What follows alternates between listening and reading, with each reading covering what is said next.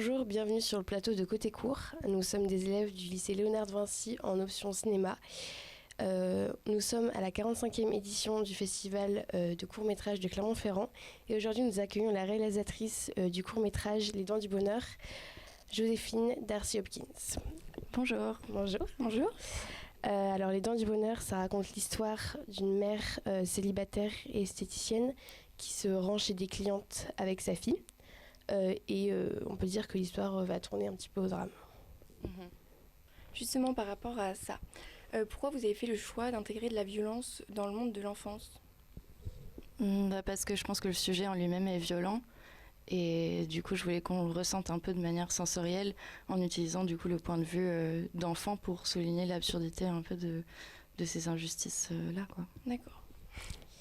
D'ailleurs, en parlant d'enfants, est-ce que c'était difficile de caster et de tourner avec des enfants ? C'est surtout le casting qui a été très long parce qu'il fallait trouver du coup 4 petites filles et ça a été très très long, ça a été des mois de casting. J'ai vu des centaines d'enfants parce que plus les enfants sont jeunes, plus c'est compliqué de trouver des enfants qui ont la maturité de comprendre vraiment la différence entre fiction et réalité. Et du coup, pour le personnage principal, surtout, c'est ça qui a été le plus difficile. Et en fait, j'ai jamais vraiment trouvé d'option B. C'est la seule, en fait, que j'ai trouvée sur toutes les petites que j'ai vues. C'est la seule qui avait, qui est déjà à son âge, je trouve, une grande actrice, qui est d'une rigueur incroyable, qui comprend exactement ce qu'elle fait, qui est super pro. Enfin, c'était un vrai dialogue comme avec une adulte, en fait. Et elle tenait aussi sur la longueur, le fait de pouvoir refaire des prises et de comprendre que c'est une fiction. Et je pense que j'ai senti sur le tournage qu'elle aime vraiment jouer. Elle aime ça, quoi. Je pense que ça va être son métier parce qu'elle est parfaite, quoi. Et elle avait quel âge ? 8 ans. D'accord. Mais après, les autres sont du coup un peu plus âgés. Les autres avaient entre 10 et 12. D'accord. Donc, ça a été un peu plus simple déjà parce qu'entre 10 et 12 ans, donc ça y est, les enfants comprennent quand c'est un film ou quand c'est vrai. Donc, toute l'histoire de s'arracher les dents, elle savait très bien que c'était pas vrai. Alors que, du coup, les petites qui avaient entre 6 et 8 que je rencontrais, il y en avait qui, en fait, comprenaient pas qu'elles allaient pas devoir s'arracher les dents. Donc, à partir de ce moment-là, c'est impossible de travailler. Et puis, il y en a d'autres où on sent qu'elles savent pas trop pourquoi elles sont là. Des fois, c'est les parents. Des fois, c'est juste l'envie de faire plaisir. Et du coup, ça, c'est pas sain non plus comme rapport. Ouais. Donc, mais avec les 3 autres, le rôle le plus compliqué à trouver, c'était du coup celle qui joue la méchante, Eugénie. Ouais. Parce qu'il fallait qu'elle soit à la fois crédible en tant que grande bourgeoise, maîtresse de maison, accueillante, polie, souriante, chaleureuse, mais en même temps qu'elle puisse faire froid dans le dos, qu'elle soit glaciale et manipulatrice et perverse. Du coup, ça, c'était un rôle complexe. En plus, elle a beaucoup de textes. Oui. Et à cet âge-là, c'est pas forcément évident, mais toutes les 4 ont été vraiment incroyables. D'accord. Est-ce que vous pouvez nous en dire plus sur les différents univers des jeunes filles dans ce court-métrage ? Comment ça, les différences d'univers ? L'éducation, les classes sociales, un peu. Genre par rapport à la différence entre le personnage de Madeleine et les 3 autres ? Oui, c'est ça. Pour moi, l'idée, c'était justement d'avoir un écart d'âge entre les deux. Enfin, que Madeleine soit plus jeune que les autres, parce que elle arrive dans ce monde-là, dans une maison immense, magnifique et tout, mais elle se rend pas encore compte de ce qui la différencie, elle, des autres petites filles. Et l'idée dans le film, c'était de créer dès le début, même avec son cartable et les roulettes, avec ce gros plan un peu bruyant dans la maison, c'était de sentir le fait qu'elle a pas trop sa place là et qu'elle dérange et que en fait c'est pas son monde. Et du coup, quand elle arrive, elle est un peu naïve au début, elle veut participer à ce jeu et c'est seulement petit à petit qu'elle va se rendre compte qu'en fait ce jeu il est pas juste. Oui, d'accord. Et c'est ça l'idée, c'est en mode on a misé des sous, elle a que 2 € alors que les autres elles ont mis 10, donc déjà elle part avec moins d'argent, elle part avec une province nulle parce qu'elle est isolée au milieu des montagnes, elle trouve ça beau, mais les autres lui disent ouais mais en fait c'est pas ouf. Et du coup dès le début elle est en mode ah bon, et elle a un peu le seum et en fait elle se rend compte de cette injustice là et elle va du coup elle va gagner comme elle peut, c'est-à-dire en vendant une part d'elle-même parce que c'est tout ce qu'elle a à vendre. D'accord. Mais du coup, l'idée, c'était à la fin de ressentir ce truc de...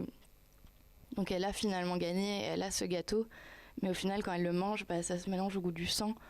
Est-ce que cette victoire, elle peut vraiment la savourer ou pas après tout ce qu'elle a donné d'elle ? C'était un peu l'idée du film. Ouais. Alors, durant tout le film, la situation se dégrade un peu. Est-ce que vous saviez depuis le début comment ça allait se finir? Non, ce que je savais surtout dès le début, c'était que je voulais faire une histoire avec des petites filles qui font un jeu qui tourne mal. Et je voulais que ce soit un jeu à double lecture sociale. Et après, mais je voyais pas comme quel jeu faire en fait, donc je réfléchissais à des jeux et tout et je trouvais pas. Mais j'avais un souvenir de mon enfance, mais je voyais pas comment le faire marcher. Je me disais non, mais ça va pas, c'est pas possible. C'était un truc où quand j'étais petite, du coup avec ma petite sœur, on avait compris que pour avoir des sous pour aller s'acheter des bonbons, il fallait que la petite souris passe. Et du coup, des fois, on s'amusait à jouer au dentiste quand on avait des dents qui bougeaient pour accélérer un peu le processus, pour se dire ok, c'est bon, on peut acheter des bonbons. Et en fait, quelques années plus tard, en y repensant, je me suis dit que c'était vraiment absurde de s'infliger un truc aussi horrible que s'arracher des dents pour quelque chose d'aussi éphémère que des bonbons qui, en 2 minutes, ont disparu, on les a mangés, il n'y en a plus. Ouais. Et je voulais utiliser ça en fait comme monnaie d'échange dans le film. Voilà. Du coup, c'est devenu la monnaie du jeu. Ah oui, ok, je vois, d'accord. Est-ce que vous êtes inspiré du film Shining pour ce court-métrage? Oui, j'aime beaucoup ce film. Kubrick, c'est un de mes réalisateurs préférés. Et Shining, oui, du coup, le plan très serré sur les roulettes, ça, c'était un peu un clin d'œil au tricycle de Danny dans Shining.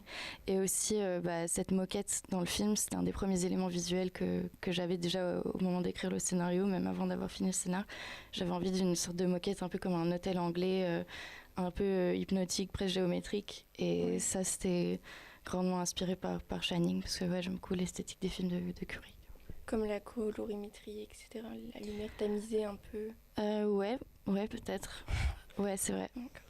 D'ailleurs, en parlant de colorimétrie, comment vous avez désigné les couleurs aux différents personnages, les différences, etc.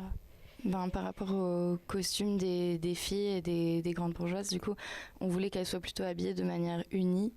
Et du coup, on voulait créer déjà une différence de manière un peu subtile entre elle et Madeleine et sa mère, qui sont les seuls personnages à avoir des motifs. Ah oui, ok, d'accord, ouais. C'était plus ça. Au niveau, pareil, des endroits où elle se trouve, des lumières tamisées, etc., vous avez essayé de créer une ambiance? Oui, on a un peu fait évoluer la lumière dans la salle de jeu, qui au début est très éclairée avec des lampes et tout. Et en fait, à partir du moment où elles font la scène de danse, après ça, elles rallument pas les lumières. Et comme ça, la fin est dans une lumière un peu plus crue, un peu plus jaune, un peu plus sale. Ouais, je vois, ouais. Plus contrastée encore. Donc ça, c'était une volonté. D'accord. On a un petit peu travaillé sur une réplique du film lorsque la petite fille innocente écoute à travers une porte les jeunes femmes dire les parfums vont marcher, ça me donne des allergies. Est-ce que vous pouvez nous en dire plus sur cette réplique? Cet élément-là du film était un peu inspiré du film Parasite, je sais pas si vous l'avez vu. Non. Justement, il y a un truc souvent, en tout cas dans Parasite, c'est ce truc-là sur l'odeur. Oui. Et du coup, je pense que c'est quelque chose de vraiment très humiliant. Et j'avais envie qu'elle se mette ce parfum au début. Même la petite, elle est trop contente et elle trouve que sa mère sent bon, parce qu'on trouve toujours que sa mère sent bon. Et du coup, je voulais justement que ce soit un peu le dernier coup à la fin du film, que ce soit genre en mode même ça, en fait, c'était faux, quoi. Peu pour confirmer l'hypocrisie présente dans le film, c'est ça? Voilà, c'est ça. Et c'est aussi un truc bien sûr, de distinction de classe. Enfin, il y a des parfums très très chers et après les parfums un peu moins chers, Oui. Mais du coup, Madeleine, elle le sait pas, elle, parce qu'elle trouve que le parfum de sa mère, il est super, comme la cabane, elle est trop belle. Et du coup, c'est en fait petit à petit, c'est sa désillusion au cours du film, quoi, se rend compte qu'il y a la même violence en haut avec sa mère qu'en bas avec les petites, mais différemment. En fait. Alors, on a trouvé une scène assez impressionnante. C'est le moment où l'héroïne s'enlève elle-même sa dent. Est-ce que c'était compliqué de tourner cette scène? La scène dans la buanderie? Ouais, c'est ça, ouais. Ouais, c'était très compliqué de tourner cette scène. Ouais. Pourtant, c'est pas une scène qui me faisait peur avant en prépa et tout, mais en fait, c'était très dur parce que c'était un espace vraiment tout petit et c'était assez intense pour elle, pour Lou, du coup, qui joue le personnage de Madeleine. D'accord. Parce qu'en plus, en fait, le truc le plus dur, bizarrement, j'avais pas du tout anticipé ça, c'est qu'en fait, elle arrivait pas à faire un nœud avec la ficelle Ah oui, Et ça la faisait péter un câble parce qu'elle n'arrivait pas, elle était là genre à essayer de passer le fil, elle n'arrivait pas en fait faire un nœud. D'accord, Donc, ouais. Mais Le plus difficile, du coup, c'était l'espace et le nœud. C'était pas tant la scène en elle-même à tourner, on va dire. bah, c'est juste que toutes les autres scènes du film sont très découpées et très au niveau du rythme, enfin très préparées. Alors que là, l'idée avec cette scène, c'était vu qu'elle va dans l'univers de la domestique, qui est pas l'univers du coup des grandes bourgeoises, c'était de la faire fouiller, de la faire galérer et d'avoir un côté un peu plus cru, un peu plus nerveux. Et du coup, c'était de la caméra portée où en fait on suivait ce qu'elle faisait. J'étais là à lui parler en direct en mode cherche dans la boîte, va voir plus vite. Okay, ouais, et du coup, c'était super stressant, super intense. Et en même temps, du coup, je pouvais pas vraiment regarder le combo en même temps parce que j'étais là à côté. C'était une toute petite pièce où il y avait du coup la perchwoman qui était perchée comme ça au-dessus d'une fenêtre. Enfin, c'était super dur. Ouais. Mais du coup, on pouvait pas se rendre compte vraiment vu que c'était fait dans l'urgence. Donc au montage, c'est des trucs où il fallait jump cutter pour créer plus de rythme et tout ça. Enfin, d'accord, ok, ouais. donc ouais, c'était différent des autres scènes, quoi.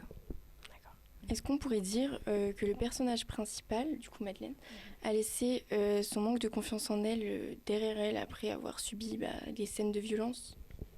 Bah ouais, parce qu'elle elle se venge un peu, elle devient presque monstrueuse à la fin pour moi quand elle se moque de Jenny.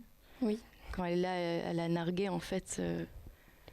Elle devient en fait méchante parce qu'elle a tellement subi de violence. Voilà. Elle prend sa revanche en soi. Oui, mais en même temps, elle est encore dans l'illusion où elle se dit qu'en fait, vu qu'elle a gagné, elle aura enfin le respect des autres filles.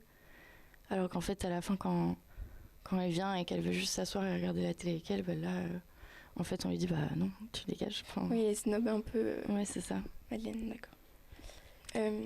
Alors, est-ce que vous avez pu assister à la projection en salle de votre court-métrage de votre court-métrage? Non, pas encore, c'est demain à 11h30, du coup. D'accord. Enfin, mercredi 11h30, vendredi 9h30. Et vous êtes impatiente ? Ouais, surtout que les salles sont immenses, donc ça va être fou. Et là, c'est la première sélection au festival pour le film qu'on vient de finir, là. Donc, ouais, c'est la première fois qu'un public va voir le film. Donc, ouais, je suis impatiente de savoir si il va être apprécié ou s'il va y avoir des réactions ou des rires ou je sais pas quoi. D'accord.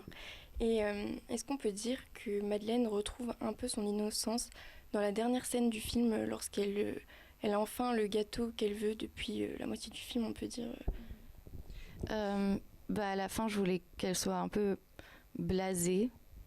Enfin, parce qu'elle est juste épuisée, je pense, de toute la violence qu'elle vient d'endurer. Ouais, et je voulais justement créer une fin un peu ambiguë, un peu douce amère, dans le sens où, comme je disais tout à l'heure, elle a gagné, donc elle est censée être contente. La domestique qui se reconnaît un peu en elle, au final, vient lui donner ce petit gâteau. C'est tout ce qu'elle peut faire. En fait, c'est juste un geste pour la réconforter. Mais au final, elle le mange, mais elle a plus de dents, elle a du sang dans la bouche. Et je voulais créer une sorte d'ironie avec le morceau qui revient. Qu'est-ce qu'on attend pour être heureux ? Oui, c'est vrai que ça fait un gros contraste entre les scènes et la musique, quoi. Bon, merci beaucoup. Merci à vous. À bientôt dans l'émission LDB Média.